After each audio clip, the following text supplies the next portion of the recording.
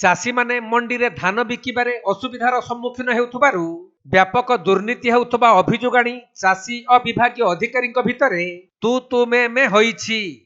ଏପରି ଘଟଣା କଳାହାଣ୍ଡି ଜିଲ୍ଲା ମରାମପୁର ବ୍ଲକ ମୋହନଗିରି ଅଞ୍ଚଳରେ ହୋଇଥିବା ବେଳେ ସିଧାସଳଖ ଶୁଣନ୍ତୁ ଚାଷୀଙ୍କ ଅଭିଯୋଗ ପରେ ବିଭାଗୀୟ ଅଧିକାରୀ ମାନେ କିପରି ସନ୍ତୋଷଜନକ ଉତ୍ତର ଦେଇ ନ ପାରି ଚୁପ୍ ରହୁଛନ୍ତି। ଆରେ ଏନ୍ତା ପାଚରି କରି ଯେତେ ଯନ୍ତ୍ରପାତି ରହିଛି ଇ ଯନ୍ତ୍ରପାତି ନା ଟୋଟାଲ ଏଫି को धान नहीं बाहर कि बाहर बागे कैसी कहो ई बहरे पारी सर आपण एफिक्यू बोलछन जे एफिक्यू बिहन ऊपर जदी गुटे चासी के दउछ से बिहनटा एफिक्यू अच्छे काहे आपण केउ ना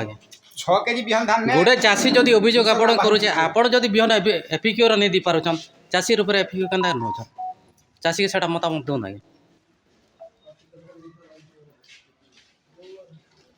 ଯାହାକି ଆମେ 100 ଟଙ୍କା ଗୋଟେ କିଲୋ ଦେଆ କିଣି ଆଣୁଛୁ ସେଟା ଏତେ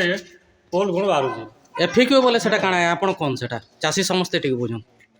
लिफलेट भी दिया एफएक्यू बोले काना सेटा कोन आगे आपण सर आपण कोन अरे आगे सर आपनकर मॉइस्चर 17% कम थिबार अछि आगे कांडा माटी गुडी माटी सेटा 1% कम थिबार अछि अंका मंका थिबार अछि एटा सब एफएक्यू रो मान भितर जाउछि आपन सेटकी भितर जदी आनछन एफएक्यू धान सेटा को धरा आगे सर तापर जदी अधिका अमाउंट रोछि सेटा एफएक्यू धान नाही आगे सर आप छोटो कइले सर जेतेबेला हम सोसाइटी धान बिहन बांटछि आमा सर जेतेबेला हम नहीं है इदा पहा पका बार लागे सर हम ये पानी बुतरा से जगह ने एते फुल बात एटा एफएक्यू हे पर पास अदे नहीं है सोसाइटी जब नहीं है कि आज देखना है एराइट कंपनी रो बायर रो थानी बोली कि जात दाम होला हम 26 टका दे एने एते आगे 6 केजी ने एते फुल अत सेटा तो एफएक्यू हेला गुटे किलो के 300 350 400 टका नउछि आ त आगे सरकार बोलु कोन दाम बोलु 31 टका सेटा तो केतरे नहीं हमको धान मंडी रे जेन गाइडलाइन है सरकार रो जेन इंस्ट्रक्शन है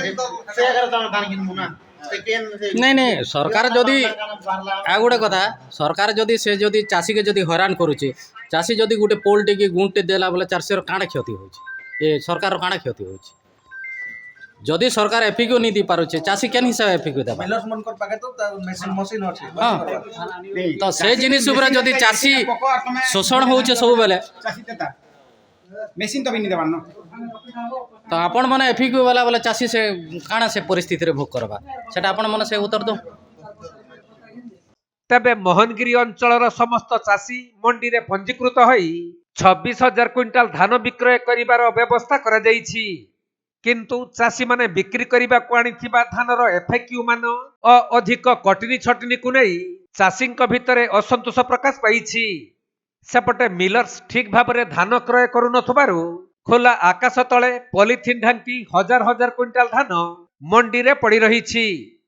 अन्यपटे चाषींक धान बिक्री टोकन अवधि कम थिबारु आगामी दिने 2 दिन मध्यरे जदि धान बिक्री न हुए ताहले अनेक चाषींक टोकन लैप्स हेबार आशंका देखा देइछि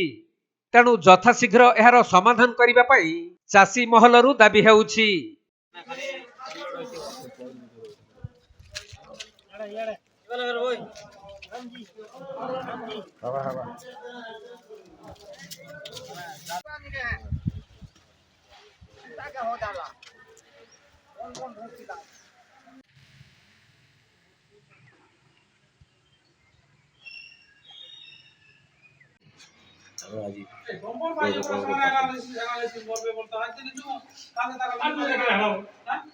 कलाहांडी जिला एमरामपुर मोहनगिरी प्रसन्न नागंक रिपोर्ट कोणार्क लाइव।